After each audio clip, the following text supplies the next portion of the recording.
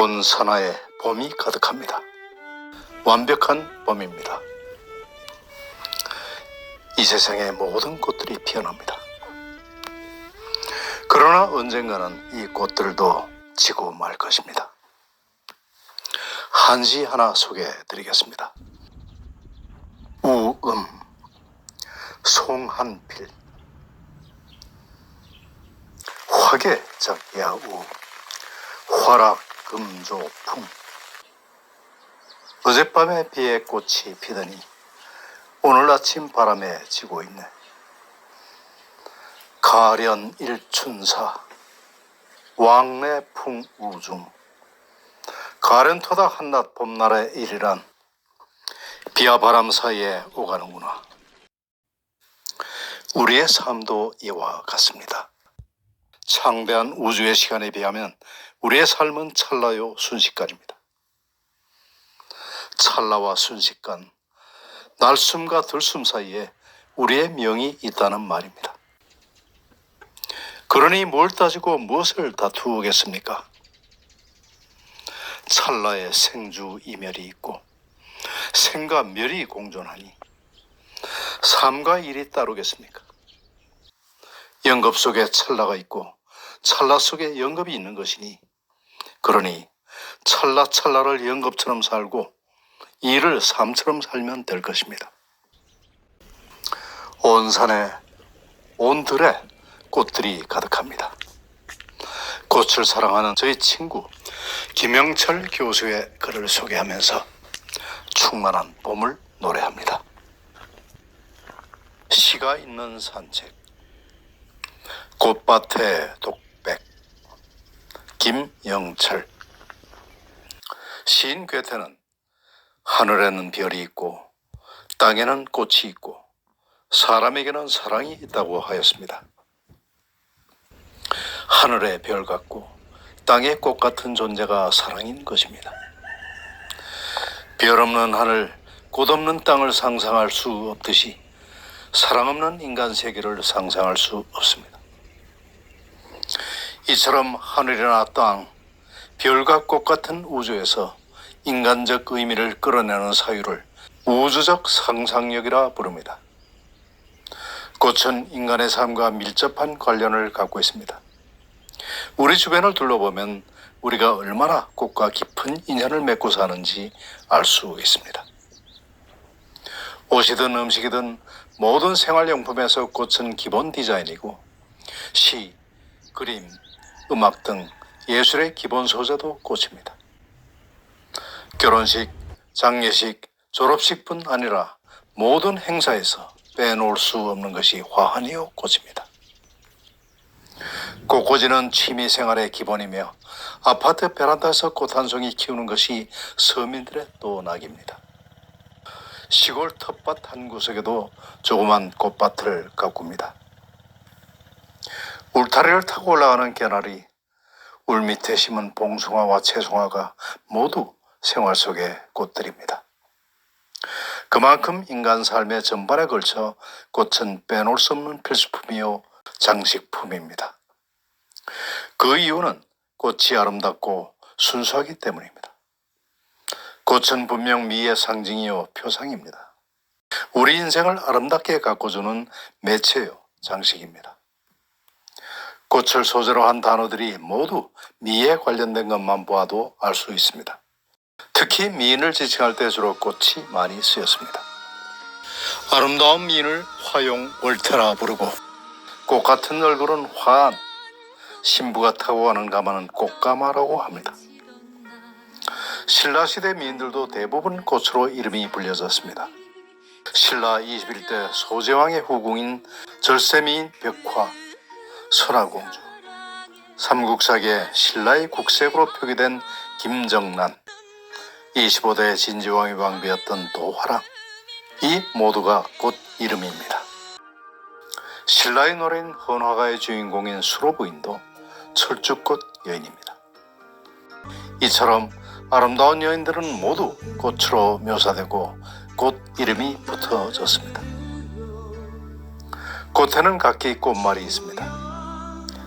예를 들어 장미는 사랑, 국화는 진실, 코스모스는 순정, 목련은 우애, 과꽃은 추억, 개나리는 희망, 카네이션은 은혜, 나팔꽃은 기쁨 같은 것들입니다. 이처럼 꽃말들은 모두 인간의 삶과 밀접한 관련을 맺고 있습니다. 사랑, 추억, 우정, 희망, 기쁨은 우리의 삶에서 빼놓을 수 없는 절대 가치요 생활 감정입니다. 이처럼 꽃말들이 인간의 삶과 관련을 갖고 있다는 것은 꽃이 우리 삶의 필수품이라는 것을 의미합니다. 옛 선비들이 즐겨했던 화초들은 매란 국죽이었습니다. 이를 사군자라고 부릅니다. 모두 선비의 기계와 절조, 고매한 품격을 표상하는 것들입니다. 그런데 사군자의 공통점은 모두 꽃이라는 점입니다. 매화와 국화는 물론 난초도 꽃을 피우고 심지어 대나무에도 꽃이 핍니다. 대나무 꽃은 보기 드문데 일생에 한 번 볼 수 있는 귀한 꽃입니다. 그래서 신비의 꽃이라고도 합니다. 대나무가 한 곳에서 오래 번식하면 영양분이 고갈되어 다른 곳으로 옮겨야 합니다. 그때 꽃을 피워 씨앗을 잉태하는 것입니다. 선비들은 이처럼 꽃을 가까이 두고 삶의 지표로 삼았습니다. 짧은 저의 생에도 꽃과 깊은 인연을 맺어왔습니다. 유년기에서 장년기까지 꽃은 제 인생의 화석으로 남아있습니다. 고대 생명체들은 바위나 흙에 화석을 남겨 살아있는 흔적을 생생히 보여주고 있습니다. 단단히 돌에 박힌 화석의 흔적을 보면 세월을 뛰어넘는 신비로움을 느끼게 됩니다. 화석은 어쩌면 천년 만고의 시간이 그대로 압축된 초월성의 징표입니다. 생물체의 흔적이 아니라 시간의 흔적인 것입니다. 그처럼 꽃도 제 인생의 화석이 되었습니다. 어둠 속에 별이 빛나고 화석에 고대 생명체가 살아있듯이 꽃은 제 인생의 별이요 화석입니다. 꽃들이 만들어낸 추억 속의 화석을 화석이라고 부르고 싶습니다. 제 인생에서 처음 만난 꽃은 진달래였습니다. 고향 마을이 산골이었기에 봄이 되면 진달래가 지천으로 피어났습니다. 그야말로 진달래 산천이 펼쳐집니다. 그러면 어머니와 누이들이 봄나무를 캐러 갔다가 진달래를 한 다발씩 꺾고 와 소주병에 담아놓곤 했습니다. 진달래 꽃병을 보며 봄 소식을 만나곤 했습니다. 아, 추운 겨울이 가고 드디어 봄이 왔구나 하는 기쁨을 진달래 꽃병에서 느꼈던 것입니다. 봄이 되면 동네 아주머니들이 들판에 모여 화전놀이를 했습니다. 진달래 꽃잎을 띄워 만든 화전을 부쳐 먹었던 것입니다. 먹고 살기 힘든 때이지만 진달래 화전을 부치며 흥겨운 하루를 보내는 것입니다. 가난 속에서도 봄의 낭만을 즐길 수 있게 한 꽃이 진달래였습니다. 저의 유년 시절의 봄은 그렇게 진달래로부터 왔습니다. 또 하나 빼놓을 수 없는 꽃이 아카시아입니다. 오래되면 아카시아 꽃들이 싱싱하게 피어납니다. 아카시아는 진달래와는 달리 향기가 짙고 꿀도 들어있습니다. 오래되면 온 동네가 아카시아 향으로 물들었죠. 벌들은 잉잉거리며 아카시아 꽃으로 몰려듭니다. 가난한 시절 아카시아 꽃은 아이들의 좋은 간식거리였습니다. 꽃 속에 달콤한 꿀이 들어있기 때문입니다. 눈깔 사탕 하나 사 먹기 힘든 때여서 아카시아의 꿀맛은 최고의 별미였습니다. 호주머니에 한 움큼씩 넣고 다니며 먹었습니다. 친구들은 한 마리 벌이 되어 아카시아 꽃을 찾아 날아다녔습니다. 그야말로 어느 가수의 노래대로 진달래 먹고 물장구 치고 다람쥐 쫓던 행복한 유년 시절이었습니다. 중학생 시절의 화석이 된 꽃은 코스모스였습니다. 어느 가을날 만장산 중턱에 무더기로 피어난 코스모스를 만났습니다. 유난히도 푸른 가을 하늘을 배경으로 하늘거리는 코스모스들이 너무 아름다웠습니다. 꽃 구경하다 문득 꽃밭에서 잠이 들어버렸습니다.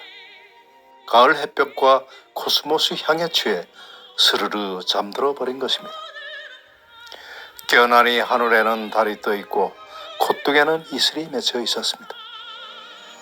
집에선 애 잃어버렸다고 난리였습니다.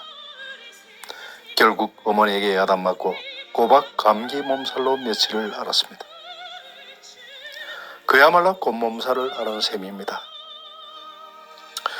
그때 치른 꽃몸살은 문학소년의 감수성을 눈뜨게 해준 조그만 사건이었습니다. 제가 문학의 길을 걸어갈 암시요 신호였는지도 모르겠습니다. 고교 시절에 화석이 된 꽃은 해바라기였습니다. 장희동에서 하숙 생활을 하면서 고단하고 힘든 심신을 달래준 것이 해바라기였습니다. 해바라기를 바라보며 희망과 용기를 얻고 미래에 펼쳐질 꿈을 꾸곤 했습니다. 나의 무덤 앞에는 그 차고운 빛도로를 세우지 마라. 나의 무덤 주위에는 그 노란 해바라기를 심어달라. 그리고 해바라기의 긴 줄거리 사이로 끝없는 보리밭을 보여달라. 노란 해바라기는 늘 태양같이 하던 화려한 나의 사랑이라고 생각하라. 푸른 보리밭 사이로 하늘을 쏘는 노지리가 있거든 아직도 날아오르는 나의 꿈이라고 생각하라. 책상머리에 붙여놓고 외롭고 우울할 때 낭송하던 함형수의 해바라기의 비명입니다. 사춘기 고교 시절이라 사람과 인생에 대해 생각이 많은 때였습니다. 무엇보다 하숙 생활과 학업에 심신이 피로했던 시절이었습니다. 그때 위안의 손길을 보내준 것이 바로 이 시였습니다. 비록 비명이라 죽음 후의 삶을 노래하고 있어 어린 나이에 어울리지는 않는 것이었지만 제게는 하나의 인생의 지표나 표상처럼 여겨졌습니다. 죽음은 결국 살아있음의 흔적이 아닙니까? 어떻게 살았느냐가 결국 죽음으로 나타나기 때문입니다. 시인은 죽어서도 해바라기 같은 꿈과 희망을 잃지 않고 있습니다. 보리밭처럼 푸른 꿈을 노지리 노래에 담아 해바라기를 키우고 있는 것입니다. 시를 읽으며 그렇다. 나도 저렇게 밝은 태양을 쫓는 해바라기가 되리라 다짐했던 것입니다. 푸른 보리밭을 노지리로 날 것을 꿈꾸었습니다. 대학 시절에 화석이 된 꽃도 코스모스였습니다. 학교 가을 축제인 학림제를 맞아 몇몇 친구들과 무주 구천동으로 여행을 떠났습니다. 구천동으로 가는 길가에는 코스모스가 지천으로 피어 있었습니다. 마침 학교를 파한 학동들이 가방을 메고 줄지어 귀갓길에 오르고 있었습니다. 버스가 지나가니 일제히 손을 들어 환호를 보냈습니다. 한적한 시골길에서 만난 버스가 무척이나 반가웠던 모양입니다. 내달리는 버스 차창으로 고사리 같은 손을 흔드는 학동들이 먼지 속에 아른거렸습니다. 길가의 코스모스도 고사리 같은 아이들 손에 섞여 흔들거리고 있었습니다. 뿌연 먼지 속에 사라져가던 아이들과 코스모스의 손짓이 뇌리에 그대로 각인되어 지금도 영화의 한 장면처럼 떠오릅니다. 코스모스의 꽃말은 순정입니다. 아이들의 동심도 순수하고 순결합니다. 그래서 코스모스는 아이들을 닮은 꽃입니다. 나는 그때 그들을 닮은 순수한 영혼으로 살아야겠다는 생각을 해봤습니다. 군 복무 시절 화석이 된 꽃은 벚꽃입니다. 진해 해군 시절에 저는 자전거로 출퇴근했습니다. 총 대신에 백목을 들고 사관생도들을 가르치는 것이 일이었기에 매일 출퇴근을 했습니다. 출퇴근 공영버스도 있었지만 저는 자전거를 택했습니다. 이유는 멋진 출근길 때문입니다. 특히 사관학교 정문에서 강의실까지 바다를 낀 해변길이라 자전거를 타고 달리는 기분은 최고였습니다. 푸른 바다, 하얀 갈매기, 파도 소리가 어우러진 환상적인 출근길이었습니다. 그런데 군항제가 다가오면 벚꽃이 해변길을 가득 메웁니다. 마치 꽃터널을 달리는 기분입니다. 낙화가 떨어지면 길 위에 꽃잎이 눈처럼 쌓입니다. 그 위로 자전거가 달리면 벚꽃 이파리가 풀풀 날아오릅니다. 영화 속 한 장면이 펼쳐집니다. 영화 사관과 신사의 주인공이 바로 저였습니다. 포도 위를 뒹구는 벚꽃길을 달리며 저희 청춘도 낙하처럼 조금씩 야유어가고 있었습니다. 모든 가로수가 벚나무예요. 대구대학 재직 시절의 화석은 다시 해바라기였습니다. 지방학교라 학생들이 인정도 많고 순수했습니다. 학생들이 꽃들을 많이 가져다 주곤 했는데 기억에 남는 꽃이 해바라기입니다. 대구에는 동천 비행장이 있고 근처에는 초원이 펼쳐져 있습니다. 늦여름엔 해바라기도 무성했습니다. 그 해바라기를 꺾어서 연구실로 가져온 것입니다. 꽃집에서 산 것이 아니라 들판에서 꺾어온 것이라 싱싱했습니다. 돈만 주면 꽃집에서 쉽게 구할 수 있는데 멀리 동천 들판까지 나가 꺾어온 꽃이라 너무 고맙고 사랑스럽습니다. 꽃을 들고 온 학생들이 마치 해바라기를 닮은 듯 했습니다. 그때 받은 해바라기는 지금도 영영 시들지 않고 제 마음속 태양으로 빛나고 있습니다. 학교가 시내에서 경산으로 옮긴 후 학생들은 풀꽃들을 꺾어 날랐습니다. 학교 주변이 허허벌 판이라 이름 모를 풀꽃들이 지천으로 피어났습니다. 인문대가 자리 잡은 곳이 언덕백이어서 바람만 조금 불어도 윙윙 소리가 나곤 했습니다. 그래서 별칭이 폭풍의 언덕이었습니다. 에밀리 브론트의 히스클리프와 캐시가 대구대에서 부활한 것입니다. 그 언덕에 핀 풀꽃들을 캐시들이 꺾어서 연구실로 가져왔습니다. 고무줄로 동여맨 풀꽃 더미가 소박하고 아름다웠습니다. 하지만 풀꽃들은 금세 시들어 하루를 넘기지 못합니다. 다음날 출근해 보면 이미 고개를 숙이고 있습니다. 하루살이처럼 살다 간 풀꽃이지만 완벽하고 아름다운 생애를 마감한 것입니다. 꽃을 꺾고 오던 야생의 히스클리프와 캐시들, 그들은 제 마음속에 영원히 시들지 않는 아름다운 곳으로 피어 있습니다. 청년교수로 10년을 보내고 대구대를 떠나면서 마지막으로 만난 꽃이 코스모스였습니다. 문천지 주변에 있던 포도원에서 송배를 가졌습니다. 포도원은 국문과 학생들의 안식처였습니다. 제 인생의 첫 직장이고 청춘의 열정을 쏟아부은 학교여서 이별은 참으로 힘든 일이었습니다. 살다 보면 저희 의도와는 무관하게 저를 이끌어가는 운명의 손이 있는 것 같습니다. 베르디의 운명의 힘 같은 것일까요? 귀신에 홀린 듯 마음의 고향인 대구를 떠나야 했습니다. 송별회 때 받은 선물이 코스모스였습니다.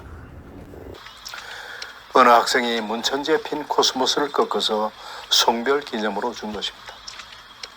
그리고 가을이네요. 그리고 선생님은 떠나시네요. 라고 짧은 한마디를 남겼습니다.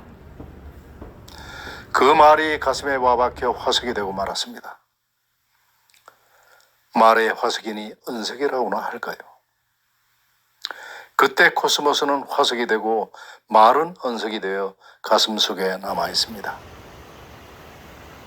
건국대학교에서의 화석은 목련입니다.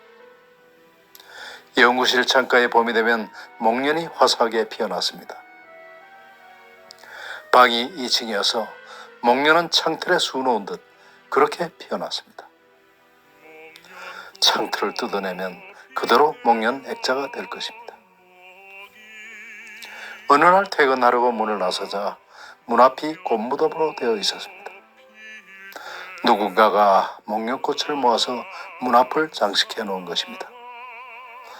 복도 한가득 하트 모양으로 펼쳐 놓았습니다.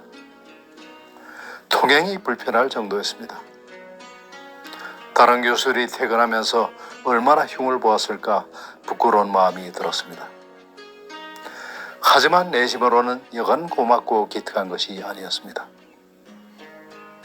연구실 앞에 꽃무덤을 만들어 놓는 일이 어디 흔한 일이겠습니까? 문학을 하는 국문과 학생들에게 가능했을 것입니다. 목련을 사랑했던 학생들도 어디선가 목련 같은 우아한 인생을 살아가고 있으리라. 김영철 교수의 시가 있는 산책, 꽃의 독백 보내드렸습니다. 긴 글입니다. 그러나 매우 아름답고 서정적이고 그리고 감성 충만한 아름다운 글입니다. 이 글을 접하고 영상으로 만들기 위해서 저는 어제 하루 종일과 그리고 오늘의 새벽 시간을 보냈습니다. 그럼에도 결코 피곤하거나 힘들다는 생각을 하지 않았습니다. 오히려 유년, 청년기, 그리고 제가 살아오면서 겪었던 여러 가지 아름다운 일들을 회상하면서 가슴 벅찬 시간을 보낼 수 있었습니다. 지금 산막에는 새벽이 오고 있습니다. 꽃들은 피고 새들은 지저귀입니다. 이 완벽한 아름다운 봄날, 여러분들의 꽃을 생각하시면서 오늘 하루도 행복한 하루가 되시기 바랍니다. 권대혁TV였습니다. 감사합니다.